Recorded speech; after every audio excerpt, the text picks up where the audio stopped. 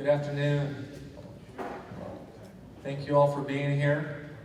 My name is Casey Kramer with the Kings River Water Quality Coalition. Kind of the purpose of today is two-part. The most important part is probably the farm evaluation template that everybody should have got a copy of that. That is something that's due March 1 of this year, 2016. So we want to walk you through that template, help answer any questions you have regarding that. The second part is the nitrogen management plan. That was a requirement that was in place last year. It's an annual requirement. It's an on-farm requirement at this point. And you'll need to start filling that out for your 2016 crops as well. So we'll be walking you through that as well.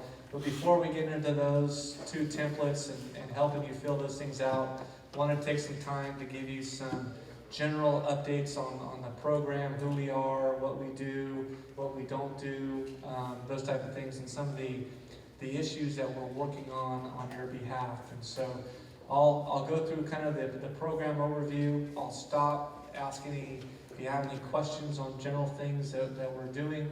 And then from there, we'll get into each one of the templates and a little bit more specific information, help you out there. So first thing I've always got to say is the Kings River Water Quality Coalition is not the regulatory agency. The Central Valley Regional Water Quality Control Board, they're the ones who adopted the regulations that are now required. These regulations are on every single farming operation in the Central Valley. No matter what the size of operation, everybody is subject to this regulation, unfortunately. The organization structure of the Kings River Water Quality Coalition is we are a joint powers agency formed by all of your local irrigation districts. So Fresno Irrigation District, Consolidated, Alta, all of the 28 irrigation districts, mutual water companies within the Kings River service area said, there's this regulation coming forward. It's much more efficient to do this kind of regionally versus every single grower needing a permit with the water board.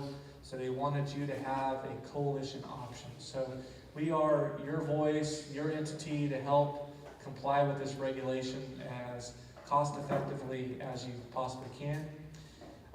Each one of our 28 districts within the service area all have a board member that represents you at those board hearings, adopt budgets, hear policy issues, give advice to the staff.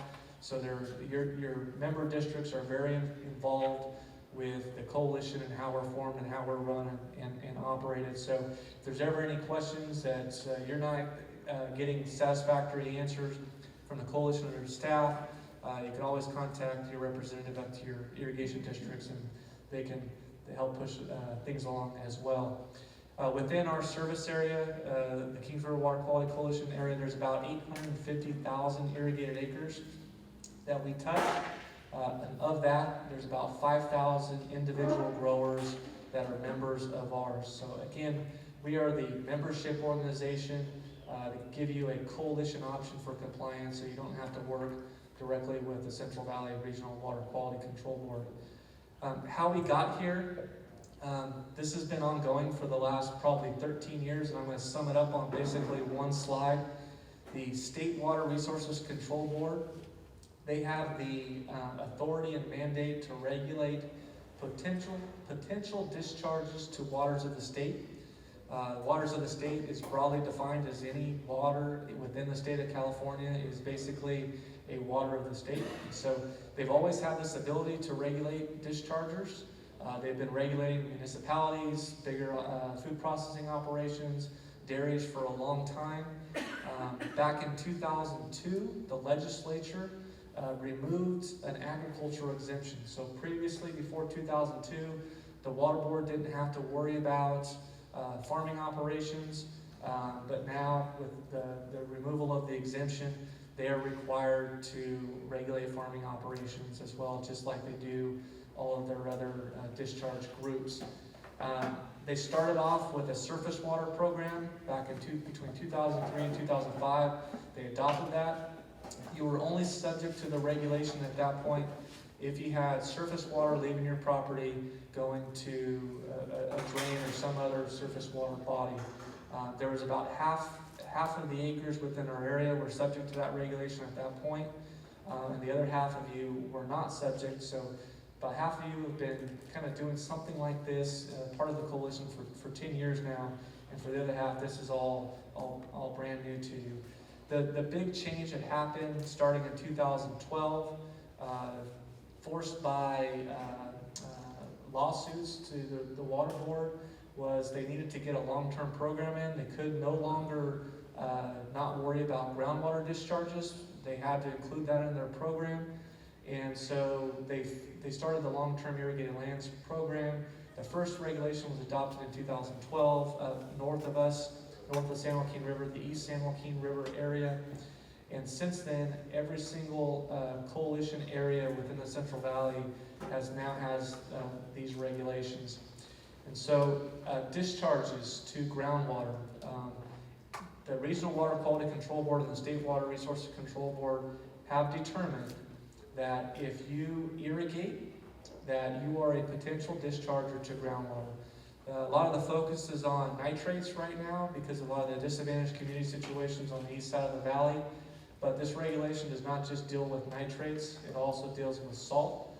And so basically, unfortunately, the act of farming does create a concentration of salts. It also has the potential to leak fertilizers past the root zone. Once it gets past the root zone, eventually, it may take 10 years, it may take 20 years, it may take 100 years. Eventually, it will reach groundwater at some point in time. And so they have made the determination that every single farmer in the Central Valley is subject to this regulation. It's not just applying to the Central Valley, the Central Coast and the Monterey area. They also have regulations similar to this. Some of the requirements are more onerous than these, and all of the other, or most of all the other regional boards within California are all looking at adopting similar regulations. And so, unfortunately, California has to be the leader in just about everything that happens in regulation. So I just want to let you know you're not alone, but I think we are the only state that's probably doing this as an intense of a program with regards to farming. Just real quickly, this is on our website, but just a couple real key overview of timelines. The most important thing here today is probably the farm evaluation. Everybody, unless somebody who is farming less than 60 irrigated acres and only in a low vulnerability area, everybody else will need to do the farm evaluation. You don't need to turn it in today, but you'll need to complete that, mail it, email it, fax it to us by March 1 of 2016, and there'll be some additional options coming in January timeframe. So just keep that on your radar that this form needs to be completed by March 1 of this year. The nitrogen management plan, again, that's the other form that you have. That is an on-farm requirement. You're supposed to have that filled out for last year or this coming year, or the crops that you harvested in 2015.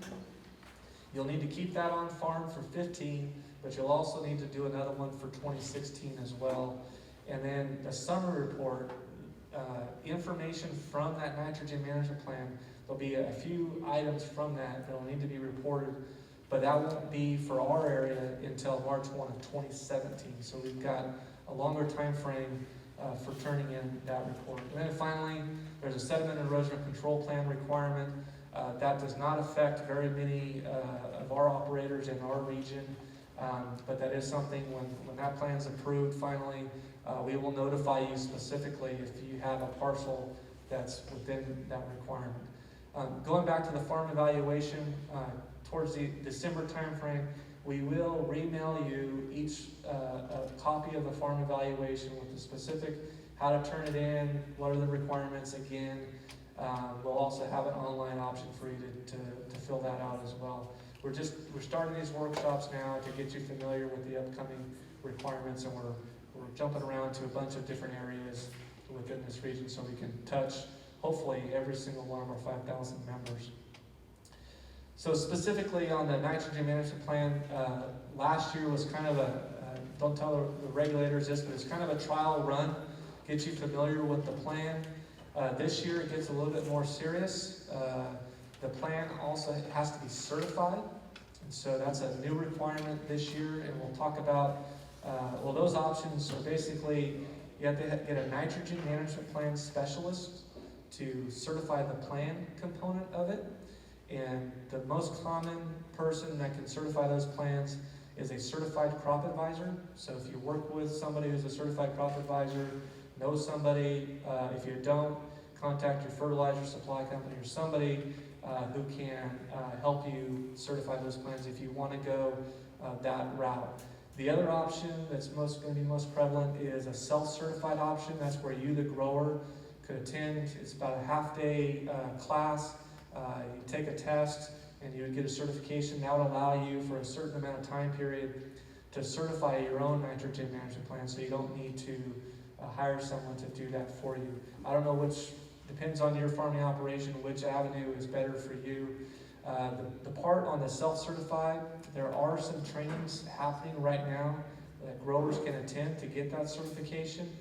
The problem is we are not specifically advertising those yet because we have yet to get word from the California Department of Food and Ag or the Central Valley Regional Water Quality Control Board that those trainings will actually be approved by them. So once we get that approval from them, we will start advertising those sessions for people in our area to do that self-certification process if that's what you want to do. If you already work with a CCA, probably the best thing to do is to have them take care of that for you. There are some other options. If you're a small grower, you work directly with UC Cooperative Extension or NRCS, they give you a site-specific recommendation for your specific farm. You can utilize their recommendation and do a self-certification there as well. The summary report. So again, the nitrogen management plan that you have is something that will always stay on farm. You will never turn that into the coalition, but there are some things on there that you will turn in, and that will be on a nitrogen management plan summary report. The final template for what that's going to require is not approved yet. We have a pretty good idea of some of the things that are going to be on there. First thing is site location, your field, APN numbers associated with your property. We will need that or something similar so that we can group the reports by township. But those specific field and parcel information gets excluded from a summary report that we send on to the Central Valley Regional Water Quality Control Board.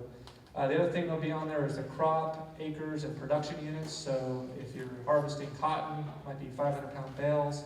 Citrus, you measure your yield in cartons, almonds, tons, pounds, or 1,000 pounds of kernels.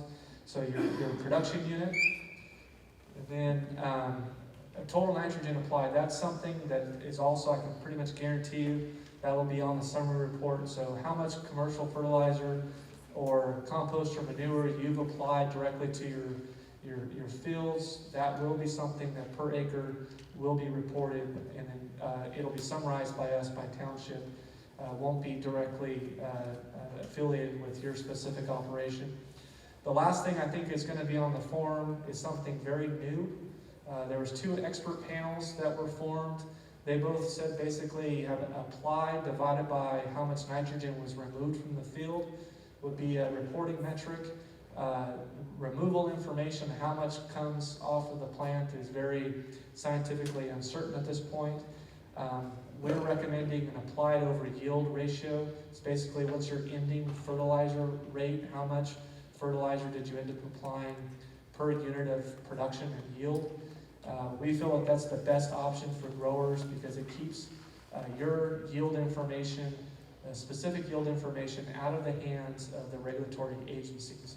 That was kind of the fear as we were going into this reporting year for next year, is that there's a category under nitrogen management plan called N removed.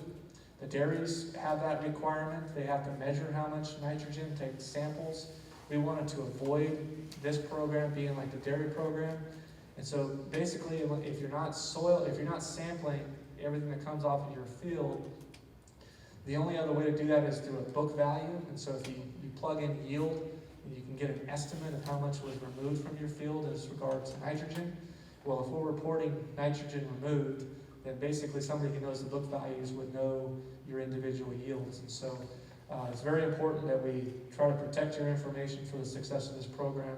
That's why we're going to this A over Y ratio, and we'll have more information on that in the future, and I'll be able to answer any questions you might have on that as well. But the main concept with the A over Y ratio is to keep your fertilizer applications in line with your expected yield. So if you know you're having yield difficulties in a field, a certain yield, that you try to cut back on your fertilizer application to adjust to that yield. You don't just apply the same amount no matter what kind of yield you're going to get. In reverse, if you're having a really good season and you're expecting more yield coming off your crop, it's okay to apply more than what you normally do to justify it because you have a higher yield expectation. So it's relating those two things we think will be beneficial in this program for the long term and protect your sensitive yield information as well. Outreach and education, it is a requirement of this order that if you have parcels within a high vulnerability area, you're required to attend at least one education outreach event per year. There's been a couple of changes to that we've lobbied for. The first is to make sure that online participation, so we post these types of workshops on our website. At your convenience, you can watch one of them, and at the end of the year, you can check a box saying that you did so. So online participation, we have got confirmation that you can do that and claim your credit for participating in a meeting annually. The second part of this is a lot of times the owner of the property isn't necessarily farming it, but is still the member. It makes a whole lot more sense that the person who's actively managing your property is the one attending the meetings to find out what's going on. And so we got the language changed in the regulation to allow a designated representative to attend on your behalf. And so if you're just a member, you own the property, and you've got a farm manager or somebody who's doing the day-to-day operations, you, the member, do not have to attend. They can attend for you. At the end of the year, you'll get the form as the member. You check the box that either you or a designated representative attended on your behalf. And so a little bit more flexibility than what was there last year. And finally, I just want to touch on something that we're doing behind the scenes. If you look at our website right now, there's a lot of information on there, but it's a little old school. We're developing a brand new website, working with a coalition that's developed this for another coalition, and they're building in a backend database to it. And so with all the reports that we'll have to get from members and summarize all the account information, this will have a special username and login that you can create as the member. You can submit your forms online. It'll keep track of your forms. You'll be able to see the form you submitted the prior year. If there's no changes, to resubmit it.